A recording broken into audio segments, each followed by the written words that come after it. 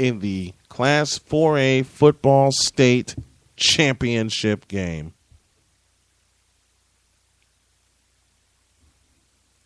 I did not stutter when I said that.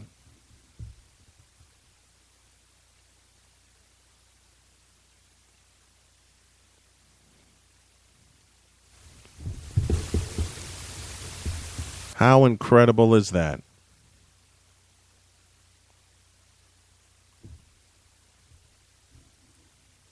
One of the laughingstocks of the CPL for years is one step away from claiming something that only the Robeson Raiders in 1982 had a chance to claim.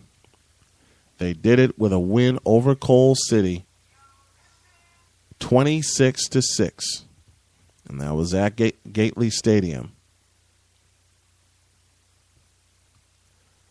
And I now have this story courtesy of Clyde Travis and the Chicago Sun-Times. Cats became the second CPS team to advance to a state final after a 26-6 victory over Coal City in the Class 4A state semifinal at Gately Stadium.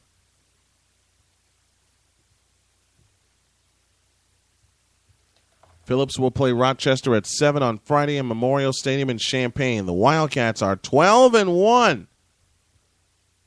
Built a first-half lead that was too much for the Kohlers to overcome against a stout defense. Dwayne Collins ran for 2 touchdowns of 2 and 6 yards to pace Phillips to a 12-0 lead with 6:15 remaining in the first quarter. Coal City scored when Jack Dibble ran it in from 2 yards out, making the score 12-6. But then the Wildcats seized control when Collins connected with Armani Jones for a 41-yard touchdown pass to stretch the lead to 19-6 with 10:36 remaining in the second quarter. Corey Warren, who had 29 carries for 234 yards, added a 3-yard run for a score late in the second quarter to put the game out of reach. I'm sitting here reading this, and I am not dumbfounded. I am in awe, and I am happy. I mentioned the other team that had a chance to compete for a state championship, and that was the Robeson Raiders, and that was 1982. Warren said, quote, "I had 2 crucial fumbles last week that could have cost us. I wanted to prove that that wasn't Corey Warren, and the real Corey Warren is the best, one of the best in the state." Man, is that ever true? Let me welcome Alvin Washington on the Verizon Wireless Hotline, presented by the Cellular Connection of Michigan City. Good morning. Morning. How about this feel-good story of the Phillips Wildcats? Yeah. You think? Corey Warren, Took them long enough. Corey Warren, 29 carries, 234 yards. Added a touchdown in the second quarter that put the game out of reach. The final score 26-6, which was the halftime score. And Shouts out to Troy McAllister, the head coach. yeah. And shouts out to those kids that put in the work. They're 12-1, and if they make it 13-1, they'll do something that has not been done in the CPS, and that's win a state title. As mentioned, they'll play Rochester at 7 on Friday at Memorial Stadium, and they're in a place where only Robeson was in 1982. Just to give you historical context here, Robeson, when they played at that old Dyke Stadium, which is now Ryan Field at Northwestern, they only had 11 players. They were within a fourth quarter fumble of actually winning that game against Rockford Guilford. Wow. And from what I've been tracking here, their only loss was the opening day drop against another suburban team, and they've run roughshod since. This is their third straight winning season, and I don't believe they've had that type of success since they last reached a prep bowl back in the 70s. You told me about a program that is going on at Phillips that attracts players and students to play for them. Well, it's a little different.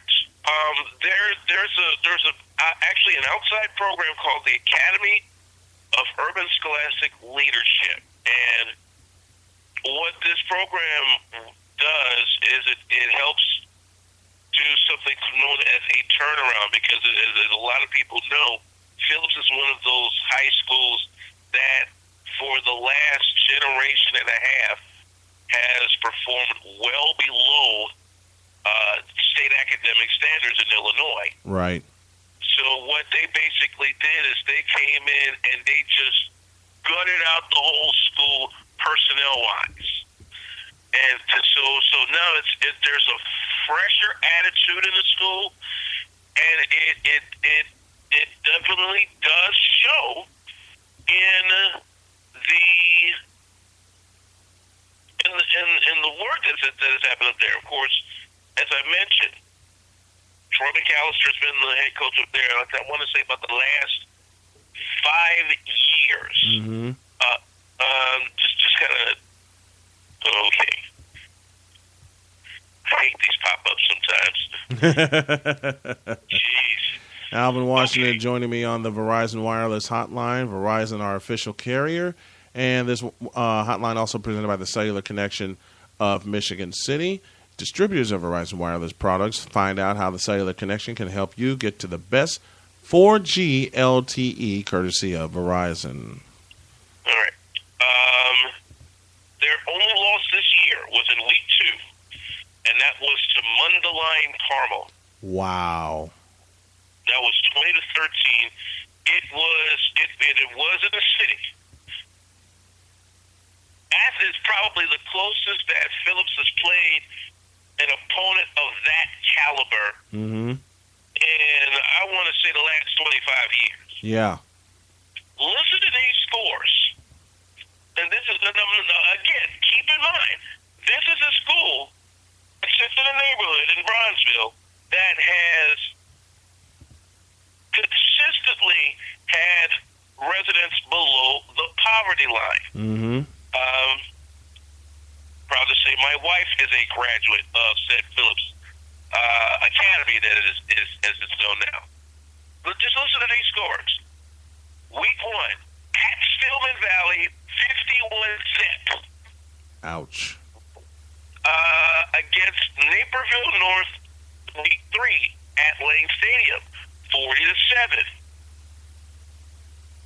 So they wound up with a 2-1 non-conference record. Mm-hmm.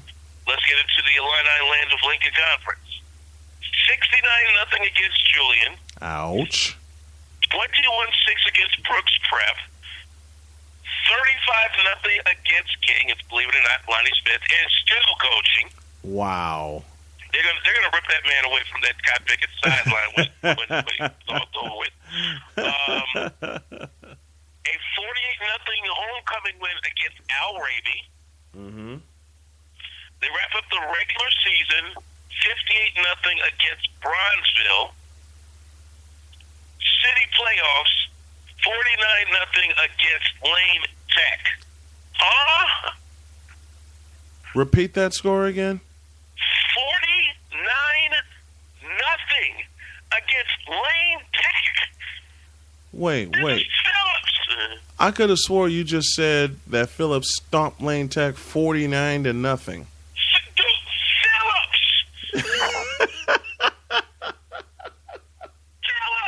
Yes, Phillips.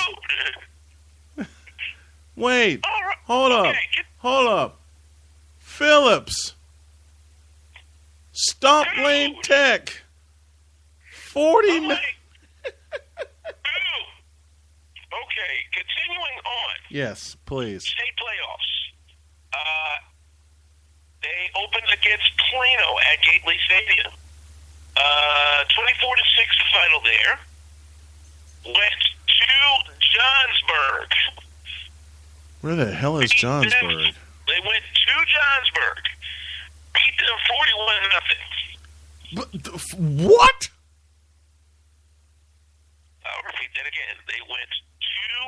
Johnsburg. Beat them 41-0. Yikes. Their toughest playoff test they passed. This was in the quarterfinals at Gately last Saturday. Beat Rockford Lutheran 14-13. Wow. That allowed them to surpass their deepest playoff penetration since their last Prep Bowl appearance way back in the 70s. Unbelievable. Let me see if I can. There's going to be something if this side is still up. Again? No, it's a historical set I think I do from way back. What? It's still up? Yes, Lord. Indeed. My old PrepBowl.com site is still up. It is? Right. I kid you not, bro. Wow. Okay, last time Phillips got this deep was in the 90s. Well, that can't be right. 1973 was the last time Phillips played a Week 14 game. They were beaten by St. Lawrence of the Catholic League 40-30-24 in that year's Prep Bowl. Until now. Yikes. Okay. Until now. Of course, went 6-6 against Coal City. Now, based on regular season numbers alone, the most points they gave up the whole regular season in one game was 20 points. And that was against Carl Mundelai. Right. They have not allowed a touchdown or more since, with the exception of the Rockford Lutheran game. Wow. That's 41 years since they last appeared in a championship game. Like I said, until now. Now, mind you, Phillips has had his heyday we're talking way the ham biscuit back.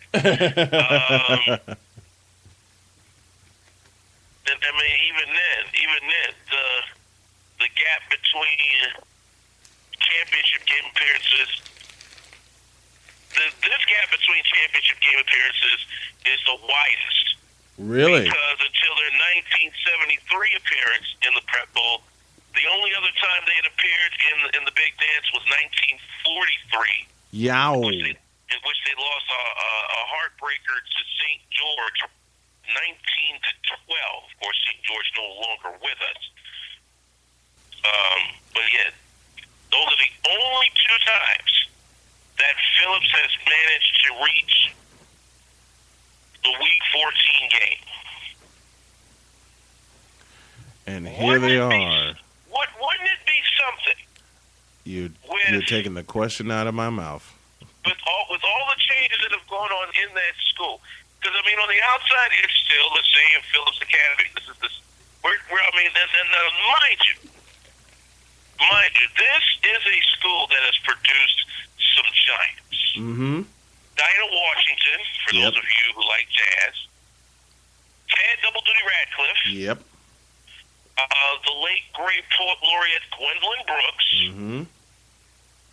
Among others.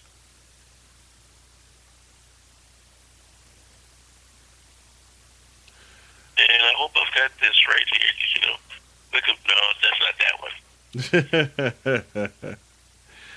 Talking with Alvin Washington of the Afternoon Locker Room here on Snowman in the Morning on this special time. And we're going to be at 7 a.m. all this week. It's Thanksgiving week. We're talking the feel-good story of the week. And this feel-good story presented by Demon Dogs of Alsip. And I got a trivia question later on. So we're just talking about the Phillips Wildcats playing for a state championship.